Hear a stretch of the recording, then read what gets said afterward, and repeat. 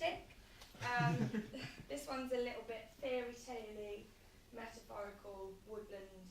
Interesting fact though, I recently found out that owls, when they eat their prey, there are bones and teeth and sometimes beaks that they can't digest. And you all might know this, and I might just be really naive and have no idea. But apparently, the insides of their bodies form them into little pellets, and they stick them up. And so scientists are finding these pellets with mice heads in and teeth and beaks that owls are just throwing back up because they couldn't digest them. So that's what inspired this poem. It's called Undigestable Truths, and it goes like this. Once plush green plumage lay dank and black, choked its last breath at the brink of swamp skull now, vines corpses for maggots and mites to rip and swallow down to belching bitter pulp. No jazz or dancing bees, no green leaf in sight, yet I saw simple woodland. When the wind was right, the scent of wet bark would tap, tap at my window, creep through the cracks and hand me an envelope. You're invited.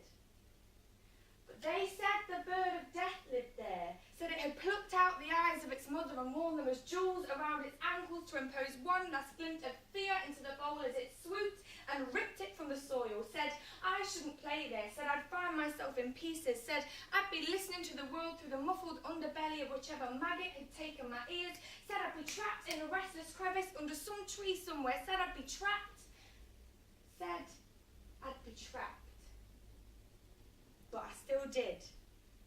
I did and did again, didn't listen to their don'ts and found pellets and packets and bundles of bones. Each time I took them home, fur and beaks and teeth and stories, legs and tails and broken homes were all tied up inside. There, my father's pale skin, my mother's coarse hair. I stretched them out across the floorboards, pinned and glued for curation. No longer was this a mass for something foreign.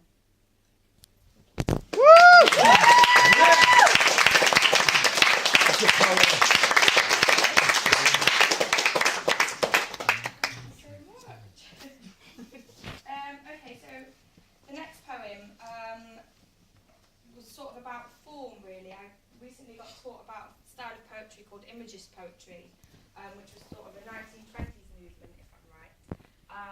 And it's sort of about where you let the image stand alone and you try not to narrate it yourself. You let sort of maybe your adjectives or the way in which you describe things, let the mood speak.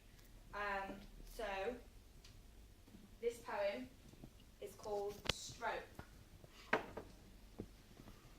Over the side of the hollow white bed frame, the kind to ring out upon the slightest flick,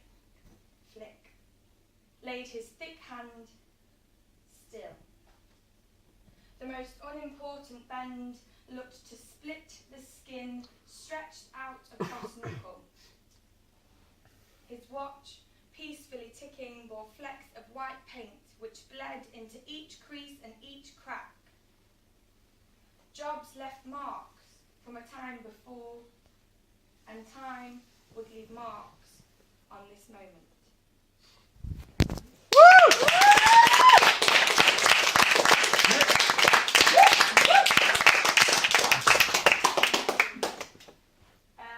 So the next poem is written in a similar style, but I like to think of this one as a bit of a photograph.